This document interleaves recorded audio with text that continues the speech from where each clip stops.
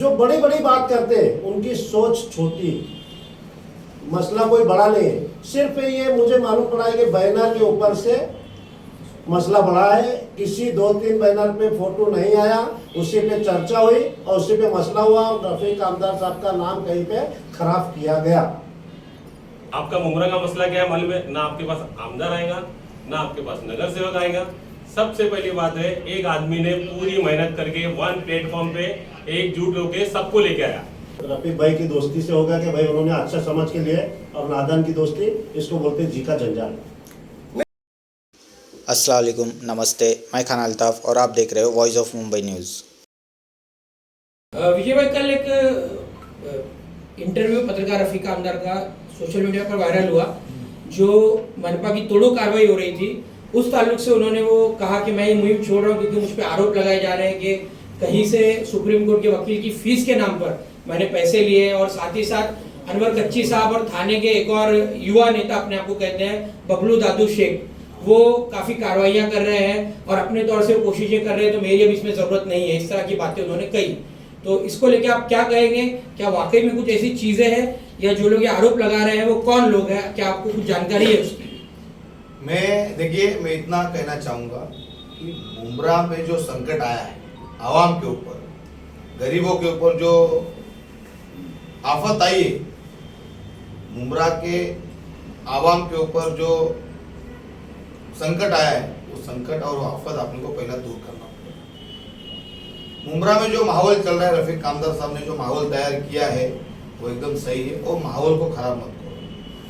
अभी आरोप प्रत्यारोप जो लगा रहे,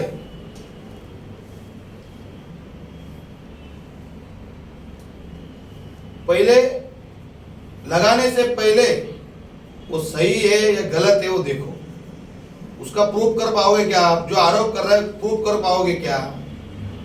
चलो आपने आरोप लगाया तो उसका प्रूफ करके दिखाओ कि फलाना किसी ने पैसा लिया है, क्या लिया है। गलत बात है, अफवाह पे ध्यान मत दो।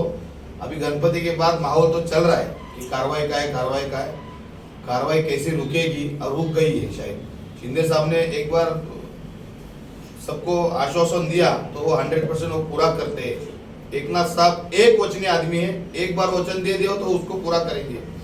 पर रही बात अनवर कच्ची से, मैं कहना चाहूंगा, हमारे दोस्त है अच्छे, कि आप ये कंधे पे लेते हैं तो आप आवाम में आओ, जनते में आओ, उतरो और तुम बोलो कि भाई आने वाले गणपति के बाद कोई कार्रवाई नहीं होएगी, नहीं होएगी, उसका जिम्मेदार फिर अनवर भाई रहेंगे। सबको साथ में लेके जब आदमी 5 उंगली एक साथ रहेगी ना, तब ताकत बढ़ती है। एक उंगली से काम नहीं बनता, इतना ध्यान में रखो। अपने पत्रकार भाइयों को इतना बताना चाहता हूँ कि सब लोग एक साथ रह के ये जो आफत है उसको बचाने का काम करना जरूरी है। मैं ज्यादा बोलूंगा नहीं, पर जो मुमरा का जो माहौल अभी खराब हुआ है, बैनरबाजी लेकर सब कुछ लेकर, ये छोटे छोटे चीजों पे ध्यान मत दो। बस अपनी आफत, मुमरा की जो जीपी बिल्डिंग है, गरीबों के छत कैसे बचेंगे उसको देखना है। फिर बाद में तुमको सब बचने के बाद में तुमको क्या लड़ाई झगड़ा करने का है, क्रेडिट किसको लेने का है, वो बाद में लो। मैं एक ही बोलना चाहूंगा, पहले गरीबों के छत बचाओ, सब लोग साथ में एक रहो, या कोई पार्टी पक्ष ये सब आप बाहर रखो। गरीबों के लिए अपने को काम करने का है। ऐसा नहीं कि भाई आने वाले मनपा इलेक्शन में अपना क्रेडिट लो, ये करो, बिल्कुल नहीं। गरीबों का छत कैसे बचाया जाए, इस पे सब लोगों ने काम करना जरूरी है। मैं इतना ही बोलूंगा, इससे ज्यादा बोलूंगा नहीं। आप अपने स्तर से कौन सी मदद करेंगे, क्या मदद करना चाहेंगे? हम जो ये हालात पैदा है इस वक्त, सुनो, हम भी साहब के पास जाऊंगा, मैं भी जाऊंगा साहब के पास। अभी मैं कल परसों साहब से मिलने वाला हूँ, मैं खुद मिलने वाला हूँ। जावेद अंसारी तो कल शायद मिलके भी आए, उस मुद्दे पे उन्होंने बात भी की है। जावेद भाई को भी उन्होंने आश्वासन, बड़े साहब ने, हमारे बॉस ने आश्वासन दिया कार्रवाई नहीं होगी, पर इसका क्रेडिट बॉस को जाता है, हमारे शिंदे साहब को। और जो माहौल तैयार किया रफीक आमदार ने, जो बेस बनाया, जो भोलेनाथ नगर में कौन सी बिल्डिंग हो, अनंत पैलेस, भाई रास्ते पे पहले वो उतरे, पब्लिक को इकट्ठा उन्होंने किया। सबसे पहले वो उनका सपोर्ट करो ना, मैदान में आके अपना अपना रोटी मत सिखाओ, मैं इतना बोलना चाहूंगा, बस दूसरा कुछ नहीं। बस सब साथ में आओ, झगड़ा लफड़ा मत करो, साथ आपसबाजी में कुछ मतभेद मत करो क्रेडिट के लिए कि भाई सब लोग साथ में आओ, बाद में जो होने के बाद उसमें क्रेडिट जिसको लेना हो ले। विजय गोरे साहब, आप लोग यहाँ पर काफ़ी टाइम से एक्टिव हुए, जिस हिसाब से आज हर गली हर चौराहे पे साहब ने जब इस कार्रवाई को रुकाया, रफीक कामदार साहब मिले और सबके मिलने के बाद उन्होंने जो आश्वासन दिया 18 तारीख तक का, वो सक्सेस हुआ पहला फेज, और अभी भी वो साथ में है। मगर हर जगह इतना शिवसेना को लेके नारेबाजी या साहब का नाम लेवा लोग थे क्या इधर, जितना आज ले रहे हैं? तो किसकी बदौलत ले रहे हैं? जिसको बैक करने की कोशिश की जा रही है। नहीं, बैक तो कोई करेगा नहीं। रफीक भाई कामदार का जो काम होता है और उन्हें जो माहौल तैयार किया मुमरा में, सब लोगों को इकट्ठा किया है, आवाम को एक स्टेज पे लाना, एक लेवल पे लाना खाने का काम नहीं है, और वो अच्छे काम कर रहे हैं। हमारा तो उसको सपोर्ट है, रफीक भाई को तो बहुत सपोर्ट है। और इसमें क्रेडिट के लिए मत करो कुछ, आवाम का जो गरीब को छत बचाओ। मैं इतना ही बोलूंगा, मेरा निवेदन है कि बस गरीब के इसमें बीच में कोई इस पर आपने अनवर कच्ची से बात की है, आप ही के पार्टी के है वो अनवर कच्ची, आपने इस पर बात की है कि लोगों का घर आपके वजह से टूट सकता है अगर ये एकता नहीं बनी रही लोगों की। तो आपकी पार्टी के अनवर कच्ची बार बार कैमरे पर आना, बार बार लाइव करके बार बार एक बंदे को टारगेट करना, तो कहीं ना कहीं ये गलत है कि नहीं, आपको लगता है कि नहीं? मैं ये बात का निषेध करता हूँ, ये बात तो गलत है ही। बार बार लाइव आके मतलब नहीं, जमीन लेवल पे उतर के काम करो, जैसे हमारे एकनाथ शिंदे साहब काम करते हैं। लाइव आना उन तब मालूम था लॉकडाउन में कोविड के कौन लाइव आता था, वैसे लाइव आके काम करेंगे तो ये नहीं करेंगे। पीछे पब्लिक भी चाहिए, आवाम भी चाहिए, इसलिए मैं इतना बोलना जिस तरह चाहूंगा। एक पत्रकार ने अपना पत्रकारिता छोड़कर लोगों के हित के लिए सड़क पर आके काम कर रहा है, उसको रोकने का काम किया जा रहा है। मैं एक ही बोलना चाहता हूँ, मेरे प्यारे पत्रकारों पे कोई आरोप लगाया तो फिर हम चुप नहीं बैठेंगे, और चौथा आधार स्तंभ पत्रकारों को बोला जाता है। जो दुनिया की बातें, दुनिया की हर कारनामे पत्रकार सामने लाता है तो पत्रकारों को सलाम किया जाएगा। विजय भाई, एक बात पत्रकार रफीक कामदार ने शुरुआत से क्लियर कर दी कि मैं कोई राजनीतिक शख्स नहीं हूं और ना ही मुझे इलेक्शन लड़ना है। मैं सिर्फ एकनाथ शिंदे और उनके जो साथी है उनके साथ में इसलिए हूँ कि वो गरीबों का घर बचाने के लिए एक नात बनकर सामने आए। जब सब अनाथों की तरह छोड़ दिया गया था शहर को, शहर के एमएलए नहीं आए, शहर के अपने आप को हमदर्द बोलने वाले नहीं आए, तब पत्रकार रफीक कामदार ने सोचा कि मुझे आगे आना चाहिए, और इस काम में उनकी मदद की उप मुख्यमंत्री एकनाथ शिंदे ने। लेकिन फिर भी उनको ये लगातार आरोप लग रहे हैं कि उन्हें इलेक्शन लड़ना है और इस आड़ में उन्हें कुछ किसी से पैसा लेना है।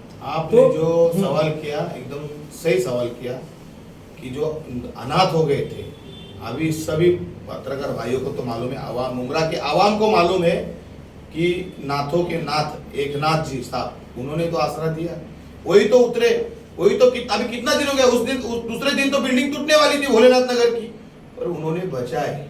मुमरा के आवाम से डॉक्टर श्रीकांत शिंदे जी ने, एकनाथ शिंदे जी ने कभी विरोध नहीं किया, न कभी मतभेद नहीं किया वोटिंग से मतदान को लेके, ताकि वोटिंग मुमरा से हमारे पार्टी को कम मिले, पर कभी नहीं मतभेद कभी नहीं किए। डॉक्टर साहब ने, बड़े साहब ने एक ही नजर से मुमरा वालों को, आवाम को देखा है और देखेंगे। यहाँ पर एक चीज ये देखी जा रही है, लोगों में बात चल रही है, कहीं ना कहीं ये सुपारी लेके ये काम बजाया जा रहा है, जैसे उभरती हुई शिवसेना को बिठाने का काम किया गया अनवर कच्ची द्वारा, ऐसी भी बात चल रही है। इसको लेके क्या कहें? अभी वो उतनी मालूमात मुझे नहीं है, मालूमात करके मैं दूसरी प्रेस कॉन्फ्रेंस करके बैठूंगा। और ये भी बात चल रही है बिल्डरों में, काफ़ी दादू शेख ने जो यहाँ आके, बबलू दादू शेख ने जो यहाँ आके मीटिंग की थी बिल्डरों से और उन लोगों से आश्वासन दिया, और वहाँ पर कुछ पार्टी वार्टी भी हुई और टारगेट भी किया गया रफीक कामदार साहब को, और दूसरा जसबीर वो खुद बनने की तैयारी करने यहाँ आए थे, ऐसी भी बात हुई। देखो, रोटी सेकने के लिए मुमरा में मत आओ, अपना इलाका है, अपना मतदार संघ है, उधर देखो मुमरा में बहुत लोग बड़े बड़े नेते बैठे हैं, वो नेते ले काम करेंगे। आज तो आप देख सकते हैं जावेद अंसारी आज कितने सालों से वो शिवसेना में, अनिस कुरैशी जैसा नेता शिवसेना में सबसे पहला मुमरा में सब लोगों को शिवसेना में लाने वाला वो बनता, आज साथ में बैठे। पर मतभेद हमारे में कुछ भी नहीं है। एक ही बोलना चाहूंगा, गरीबों के छत बचना चाहिए, आवाम को न्याय मिलना चाहिए। दूसरी बात, क्रेडिट के लिए कोई ना करे, ये तो मेरी तो सबसे विनंती है, गलत काम मत करो। जो भी ठीक है, आप आरोप प्रत्यारोप लग रहे हैं ना, पहले उसकी जांच करो कि भाई ये बात सही है क्या, फिर बाद में आप आरोप कर सकते हैं। अनिस भाई, आप तो बहुत पुराने शिव सैनिक हैं और काफ़ी संघर्ष किया है, और आज जो बड़ी बड़ी बातें करते हैं उनको भी आप ही शिवसेना में ही लाए हैं XYZ, लेकिन शिवसेना को बढ़ावा देने में आपकी अच्छी भूमिका रही है। तो अभी शहर के वरिष्ठ पत्रकार हैं रफीक कामदार, जो गरीबों का मुद्दा लेकर के चले, तबाही बर्बादी आने वाली है, सबको एक साथ लेकर के और जमा भी हुए, आगे कामयाबी मिलती नजर भी आई। लेकिन इसी बीच जो है उनके ऊपर आरोप लगाया गया, हालांकि वो निराधार है। इसमें आपका क्या कहना है? अस्सलाम वालेकुम, नमस्कार, जय भीम। देखिए, जब भोलेनाथ नगर की जो बिल्डिंग का मसला खड़ा हुआ तो एक ऐलान किया पत्रकार रफीक कामदार साहब ने। तो उनका ऐलान जब भी होता है तो लोग राजकारण से हटकर उनका साथ देते, क्योंकि और कभी हर टाइम पे पत्रकारिता के हिसाब में नहीं रहते, कभी कभी आवाम के फायदे के लिए भी रहते हैं। तो उसमें हम लोग भी कहते हैं, सब लोग कहते हैं, हर पार्टी के लोग अपनी पार्टी को साइड में रखे गए और वो बहुत अच्छा मोर्चा संभाले थे। यहाँ तक कि देखिए, हर आदमी सोचता था कि कोर्ट का आर्डर है और वहाँ कुछ भी हो सकता है, लेकिन उन्होंने वो भी नहीं सोचा कि कोर्ट का आर्डर है, क्योंकि पब्लिक के हित के लिए अगर उनके ऊपर गुना दाखिल होएगा तो भी वो सह सकते थे, क्योंकि उनके दिल में था पब्लिक के लिए काम करना। वो अच्छा मोर्चा संभाला। उसके बाद में जो शाम को एकनाथ शिंदे साहब के पास गए, हमारे उप मुख्यमंत्री है, वो पहले से सबका काम करती है, मैं भी उनके साथ में था, ठीक है, बाकी का छोड़ो। तो वो सब सही चल रहा था, सिस्टम सही था। जो बड़ी बड़ी बात करते उनकी सोच छोटी, मसला कोई बड़ा नहीं है। सिर्फ ये मुझे मालूम पड़ा है कि बैनर के ऊपर से मसला बड़ा है। किसी 2-3 बैनर पे फोटो नहीं आया, उसी पे चर्चा हुई और उसी पे मसला हुआ और रफीक कामदार साहब का नाम कहीं पे खराब किया गया। वैसा कुछ नहीं था, जानबूझ के सिर्फ। देखिए, जो आदमी बैनर पे फोटो नहीं डालने पे अगर से इतने चर्चा पे आ सकता है, इतना बवाल कर सकता है, तो उसकी सोच कितनी बड़ी रहेगी। वो सोचो, वो गरीबों का या किसी का भला कर सकता है क्या? जो बैनर पे खुद के फोटो के लिए लड़ता हो, वो दूसरे के लिए क्या करेगा, बोलो? तो ये कोई मसला नहीं है, ना तो कोई पैसे का मसला है, ये सिर्फ बदलाव करने का है। टिकिंग हुआ कि बदलाव कर दो और यहाँ पे सब खत्म कर दो, गरीबों के घर टूट जाएंगे। लेकिन ऐसा कुछ नहीं। एकनाथ शिंदे साहब ने अगर वचन दिए, शब्द दिए, तो वो पूरा करते हैं। और आज महाराष्ट्र के उप मुख्यमंत्री है, वो किसी के मंत्री नहीं, पूरे महाराष्ट्र के मंत्री है, कोई पार्टी के मंत्री नहीं है। अगर देख, जब शपथ ली जाती है तो सबके लिए ली जाती है, एक पार्टी के लिए नहीं। आज मैं भी बैठा, उनका नाम ले रहा हूँ, क्यों कि आज हमारे उप मुख्यमंत्री है, वो पार्टी के सबसे नहीं। फिलहाल तो पत्रकार रफीक कामदार ने कहा कि वो इस मुहिम से खुद को अलग कर रहे हैं, तो अभी आगे किस तरह से आप उनसे अपील करेंगे जुड़ने के लिए, या आवाम को किस तरह से, जो लोग लीड कर रहे हैं उनको, उनके लिए क्या कहेंगे? मैं उनसे हाथ जोड़कर विनती करता हूँ, रिक्वेस्ट करता हूँ, अगर आप हट जाएंगे तो किसी के बस की बात नहीं कि इतनी पब्लिक को जुटा के मोर्चा संभालना। वो आपका ही काम है, क्योंकि आप जब खड़े होते हैं तो आपके पीछे क्या होने वाला है वो आप भूल जाते हैं। बाकी लोग तो अपने बीवी बच्चे और अपने घर के यादगार में आधे घंटे का टाइम रहेगा तो 15 मिनट में भाग जाते हैं। आप उस दिन भी देखा है, रात को आए और लेट तक रुके और सुबह फिर 8 बजे हाजिर हो गए। तो आपसे रिक्वेस्ट है कि आप जिस तरीके से मोर्चा संभाल रहे थे, आप मोर्चा संभालते रहिए। और आपके पीछे एकनाथ शिंदे साहब ने अगर वचन दिए तो वो अपना वचन पीछे नहीं लेंगे, क्योंकि उनको भी समझता है कि अगर मेरा ही आदमी साथ में आया और खड़े रह के बात करके गया, फिर आगे मेरा ही आदमी बोलता है कि उन्होंने पैसा लिया तो तुम क्या कर रहे थे, अगर उन्होंने पैसा लिया तो तुम क्या कर रहे थे। फिर ऐसा हो सकता है कि तुमको पैसा नहीं मिला होगा तो तुम आ गए। हाँ, तो ऐसा कुछ नहीं है। वो बैनर के ऊपर की लड़ाई है, बैनर पे फोटो नहीं डाला गया, उसकी वजह से बुरा लगा और उसमें आगे बढ़ के बात पैसे से का कोई मसला नहीं। मतलब पब्लिक अनु- के लफड़ा है। पब्लिक अनवर कच्ची साहब ने ब्रिज के नीचे भी एक मोर्चा संभाला था, आप भी थे उसमें। नहीं, वहाँ पर मतलब काफ़ी लोग जुड़े थे शिवसेना के नाम पे, और फिर वहाँ से भी उन्हें हकाला गया। तो उधर क्या मसला हो गया था जो हकाला गया? देखो मेरी हिस्ट्री में आपको बताता हूँ, मैंने हमेशा से लोगों को आगे बढ़ाने का काम किया हूँ। आज तक कोई नेता मुझे नहीं बोलेगा कि अनिश भाई ने कोई पद के लिए मेरे पास एक लेटर दिया, मुझे मांगा। मैं मेरा पद जो मैं समाज सेवा करता हूँ वही मेरा पद है, मेरी खुद की पहचान जो है वही मेरा पद है। मैं पद का मोहताज नहीं हूँ, उस मोर्चे में मैं नहीं था। देखो लोगों को संभालना कोई खाने की काम नहीं है भाई, अपना घर जला के दिवाली करना पड़ती है। और जो खुद दिवाली करने की सोचते हैं उनका ऐसा हाल होता है जो 2-4 दिन चौकड़ी हो गई, 4 दिन में चौकड़ी होगी ना, पूरे शहर में बैनर लगे, वाहवाकार हो गई, जय जयकार हो गई। और आपकी सोच ने क्या दिखाया लोगों को कि मेरा बैनर पे फोटो नहीं आया, इसके लिए मैं बगावत कर रहा हूँ और एक पत्रकार के ऊपर आरोप डाल रहा हूँ। तो ये छोटे सोचों वालों के लोग हैं, उनमें से अनिश वैसी नहीं है। अनिश भाई, ब्रिज के नीचे जो पार्किंग का जो उन्होंने कार्यालय चालू किया था, पार्किंग का, वहाँ से पैसे भी चलते थे, उसको लेके कुछ विवाद हुआ और वहाँ के लोगों ने हकाला। मैं वो जानकारी चाहता हूँ। उसमें देखिए कुछ मंडी लगी थी, मंडी में कुछ मसला पैसे वगैरह का था, तो आप पैसे लेके चले गए थे, वहाँ पे बवाल हुआ। अनवर कच्ची साहब चले गए थे पैसे लेके चले गए थे। मैं किसी का नाम नहीं लेना चाहता हूँ क्योंकि मैं इतना बढ़ावा नहीं देता हूँ किसी को, मैं अपने में ही बढ़ाऊँ। तो नाम लेके चले गए तो उनके लोगों ने बगावत करके कुछ मारामारी किए थे और उनको बाहर निकाले थे, इतना मुझे मालूम है। उसके बाद में गिरीश साहब आए थे और मुझे बुलाया गया था, वहाँ पे जावेद भाई भी थे और विजय भाई भी थे, और मुझे कोकन की में बुला के मदद मांगी गई थी कि भाई आपने 9 साल संभाले हो, ऐसा और थोड़ा मदद करिए, ये ऐसा लोग कर रहे हैं इनके साथ में, तो आप थोड़ा सा सहारा दो।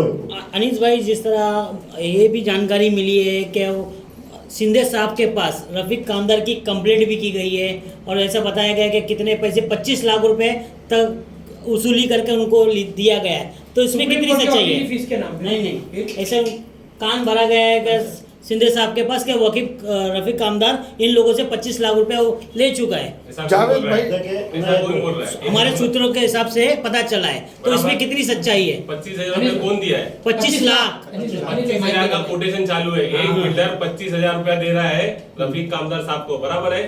तो आप उसमें नॉलेज रखते हो क्या वो 25,000 लिया गया है? मैं यही हमारा सवाल है। ये और ये कंप्लेंट कौन करेगा उधर तक? सवाल वही बोल रहा हूँ, कंप्लेंट कौन कर रहा है उधर तक? मगर जावेद भाई, ये जब भोलेनाथ में मुहिम तैयार हुई थी, जब उस टाइम पे एकनाथ शिंदे साहब के इधर जाने की कोई बात नहीं हुई थी।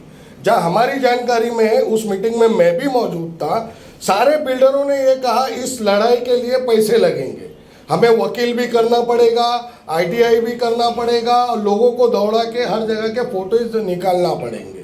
तो उनके जो पैसे हैं देने के, वो कौन देगा? तो सारे बिल्डरों ने बात की थी हम 25-25 हज़ार निकालेंगे, और बिल्डरों में से 2 जन को मेन बनाया गया था, ईशान और सुल्ली को, जिनके पास ये पूरे पैसे जमा हुए। और ये रफीक भाई को जहाँ पर जो काम करके आ रहे हैं उनको जो पैसे देना है वो देने की बात हुई थी, सारे पैसे बिल्डरों के वहाँ जमा हुए। और ये चीज़ अनवर कच्ची साहब को भी मालूम थी, फिर भी उन्होंने इनका नाम वो 25-25 हज़ार जो जमा हुए उसके ऊपर उछाला। उसको लेके क्या? शाहिद भाई, सबसे पहले एक बात बता दो आपको कि जब रफीक कामदार साहब मार्केट में पूरा है प्लेटफॉर्म पे जब चालू किया उन्हें काम, तो उस काम में अनवर कच्ची कहीं भी नहीं था। दीवा का मसला क्या है कि बिल्डर एक एसोसिएट है पूरा, वहाँ कुछ भी होता है तो एक बिल्डर के ऊपर अगर आफत आती है तो सब बिल्डर उसके साथ में खड़े रहते हैं, प्लस वहाँ के नगर सेवक भी साथ में खड़े रहते हैं। आपका मुमरा का मसला क्या है मालूम है? ना आपके पास आमदार आएगा, ना आपके पास नगर सेवक आएगा। सबसे पहली बात है, एक आदमी ने पूरी मेहनत करके वन प्लेटफॉर्म पे एकजुट होकर सबको लेके आया। एक बिल्डर मुमरा का एकजुट होता है क्या कभी? ये आपको मालूम है? नहीं ना। वो बोलेंगे अरे शाहिद भाई की जो पहचान हुआ है तो वहाँ वो उधर। लेकिन रफीक कामदार साहब ने जो काम किया है ना मुमरा के लिए आज की तारीख में, जो एक प्लेटफॉर्म पे पूरे बिल्डर लोग को लेके आया, तो आज जो मसला हुआ था ना, तो ये बिल्डर लोग को प्रेस कॉन्फ्रेंस लेना चाहिए था कि भाई ये मसला हमारा है, इसमें रफीक कामदार साहब को कोई पैसा नहीं दिया गया है। ये बिल्डर लोग सो रहे क्या अभी? कब जागेंगे? यही सब देख के तो रफीक भाई ने अपने आप को बैक किया है।